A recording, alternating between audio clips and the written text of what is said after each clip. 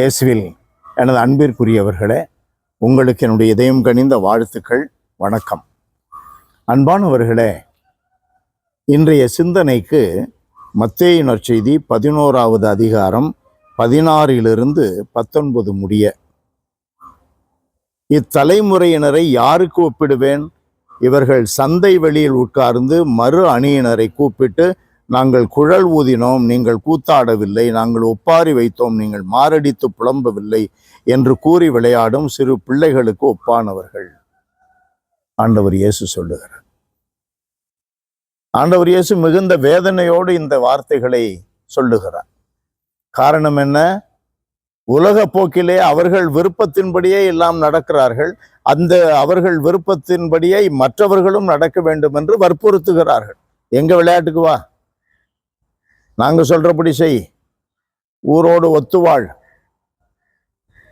அன்பானவர்களே, நாம் ஒரு மக்கள் மத்தியிலே, ஒரு சமுதாயத்திலே வாழ்கிறோம், அது நமக்கு சுகமாக இருக்கிறது, நமக்கு பாதுகாப்பாக இருக்கிறது என்பதற்காக அவர்கள் சொல்லுவதையெல்லாம் நாம் செய்ய முடியாது.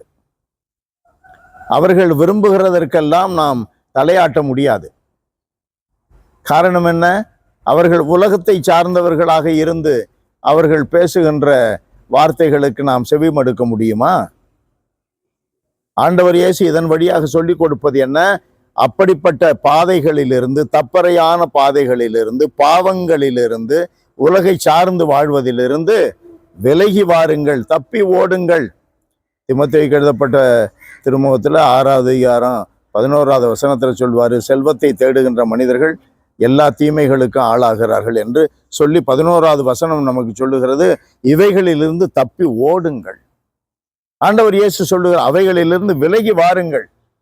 அவர்கள் சொல்லுவதை, அவர்கள் விரும்புவதை நீங்கள் மனதிலே கொண்டு அவர்களோடு ஒத்துப்போக கூடாது. உங்கள் மீட்பை சிந்தனையில் வையுங்கள். உங்கள் பாவ வாழ்க்கையிலிருந்து விடுதலையை சிந்தனையில் வையுங்கள். மறு உலகில் நிலையான இன்பத்தை அடைவதை சிந்தனையில் வையுங்கள், இலக்காக வையுங்கள். ஆகையினால் இன்றைய நற்செய்தி சொல்லுவது என்ன? மனம் திரும்புங்கள், மனம் திரும்புங்கள். ஆண்டவர் இயேசுவினுடைய எதிர்பார்ப்பு என்ன? உலகமே உன்னை எதிர்த்தாலும் கூட நீ என் சார்பாக இருக்க வேண்டும். உலகமே எதிர்த்தாலும் உன் உயிரையே, ஒரு பாடலிலே வருகிறது, உயிரே போனாலும் உயிரை விருப்பம் நிறைவேற்ற உறுதியெடு. உயிரே போனாலும் இறைவனுடைய விருப்பத்தை நிறைவேற்ற வேண்டும். அந்த உறுதியோடு நீ மனம் திரும்புதலில் முதன்மையான செயல்பாடுகளில் இறங்கு என்றுதான் ஆண்டவர் இயேசு போதிக்கிறார். அன்பு நிறைந்த எங்கள் கடவுளே, உம்மை போற்றி புகழுகிறோம். மனம் திரும்புதலை குறித்து நாங்கள் சிந்திப்பது சுலபமாக உள்ளது, வார்த்தைகளில் வடிப்பது அதைவிட சுலபமாக உள்ளது. ஆனால் எங்கள் மனம் பல சமயங்களில் உலக காரியங்களிலேயே நிலைகுத்தி நிற்கிறது. சுவாமி, எங்கள் மேல் இரக்கமாயிருந்து எங்களுடைய இந்த பரிதாப நிலையிலிருந்து எங்களை மீட்டறணும்.